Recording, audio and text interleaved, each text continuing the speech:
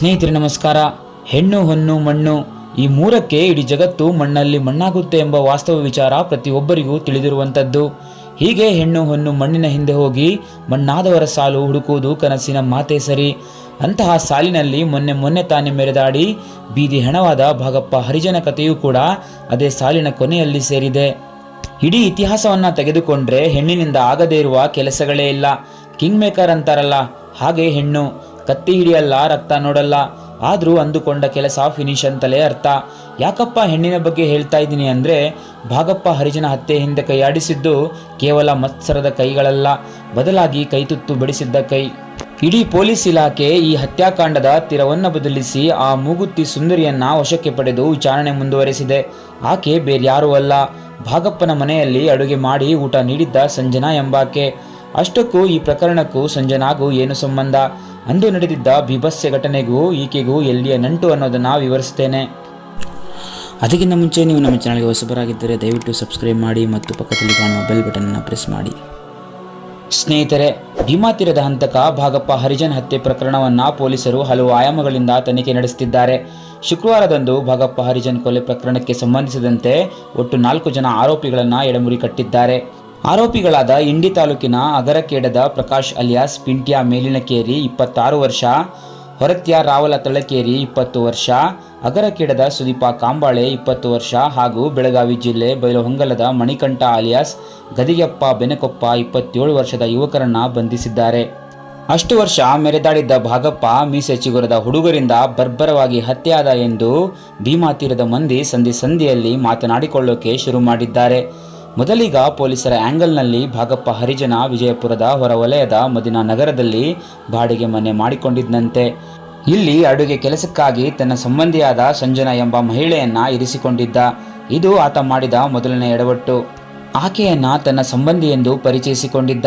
ಮತ್ತೆ ಕೆಲವು ಮೂಲಗಳು ಆಕೆಯೊಂದಿಗೆ ಭಾಗಪ್ಪ ಮಸ್ತಿ ಮಾಡಿಕೊಂಡಿದ್ದ ಎನ್ನುತ್ತವೆ. ಮೊದಲೇ ಭಾಗಪ್ಪ ಹೆಣ್ಣು ಭಾಕ ಎನ್ನೋ ಸಂಗತಿ ಭೀಮಾ ತೀರದ ಮಂದಿಗೆ ತಿಳಿದಿತ್ತು. ಸಾಲದಕ್ಕೆ ಅವನ ಶತ್ರುಪಡೆಗೆ ಈ ಒಂದು ವೀಕ್ನೆಸ್ ಸಾಕಾಗಿತ್ತು. ಈ ಸುಸಂದರ್ಭಕ್ಕಾಗಿ ಕತ್ತಿ ಮಸಿಯುತ್ತಾ ಹೊಂಚು ಹಾಕಿ ಕುಳಿತಿತ್ತು ಹಂತಕರ ಪಡೆ. ಅದಕ್ಕೆ ಸಮಯವು ನಿಗದಿಯಾಗಿತ್ತು. ಆ ಸಮಯದ ನಿಗದಿ ಮಾಡುವ ಹೊಣೆಗಾರಿಕೆ ಇದ್ದದ್ದೇ ಈ ಸಂಜನಾ ಅಲಿಯಾಸ್ ಸಾನ್ಯಾ ಎಂಬ ಮಾಹಿತಿ ಹೊರಬಿದ್ದಿದೆ. ಸುಳಿವು ಸಿಕ್ಕಿದ್ದು ಹೇಗಪ್ಪ ಅಂದರೆ, ಭಾಗಪ್ಪ ಹರಿಜನ ಮೇಲೆ ನಡೆದಿದ್ದ ಫೈರಿಂಗ್ ಪ್ರಕರಣದ ವಿಚಾರಣೆ ಫೆಬ್ರವರಿ 19ರಂದು ನ್ಯಾಯಾಲಯದಲ್ಲಿ ನಡೆಯಲಿತ್ತು.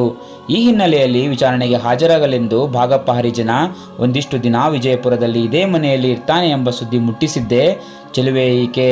ಮೊದಲೇ ಭಾಗಪ್ಪ ನಂಬರ್ 1 ಚಾಲಾಕಿ. ತಾನು ಎಲ್ಲಿದ್ದೀನಿ ಎಂಬ ಸುಳಿವೆ ತನ್ನ ಜೊತೆಯಲ್ಲಿದ್ದವರಿಗೆ ನೀಡುತ್ತಿರಲಿಲ್ಲ. ಇನ್ನು ಭಾಗಪ್ಪ ವಿಜಯಪುರದಲ್ಲಿ ಬಾಡಿಗೆ ಮನೆ ಮಾಡಿಕೊಂಡಿರೋದು ತನ್ನ ವಿರೋಧಿಗಳಿಗೂ ಗೊತ್ತಿರಲಿಲ್ಲವಂತೆ.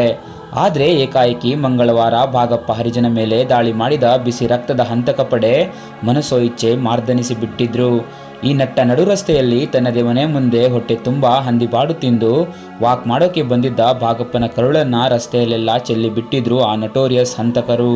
ಈ ಘಟನೆಯ ತರುವಾಯವೇ ಈ ಸ್ಕೆಚ್ ಹಿಂದೆ ಯಾವುದೋ ಮಾಸ್ಟರ್ ಮೈಂಡ್ ಇರಬೇಕು ಅನ್ನೋ ಸುದ್ದಿ ಹಬ್ಬಿತ್ತು. ಅದು ಭಾಗಪ್ಪ ಅವರ ಮನೆಯಲ್ಲಿ ಅಡುಗೆ ಕೆಲಸ ಮಾಡಿಕೊಂಡಿದ್ದ ಆತನ ಸಂಬಂಧಿ ಸಂಜನಾ ಕೈವಾಡವಿದೆ ಎಂಬ ಆರೋಪವು ಕೇಳಿಬಂದಿತ್ತು. ಈ ಬಗ್ಗೆ ಭಾಗಪ್ಪ ಪುತ್ರಿಯರಾದ ಗಂಗೂಬಾಯಿ ಹಾಗೂ ಇಂದ್ರಬಾಯಿ ಅಡುಗೆ ಭಟ್ಟಿ ಭಾಗಪ್ಪನ ಟೈಮ್ ಪಾಸ್ ಗೆಳತಿ ಸಂಜನಾಳ ಮೇಲೆ ನಮಗೆ ಅನುಮಾನವಿದೆ ಅಂತ ವ್ಯಕ್ತಪಡಿಸಿದ್ರು.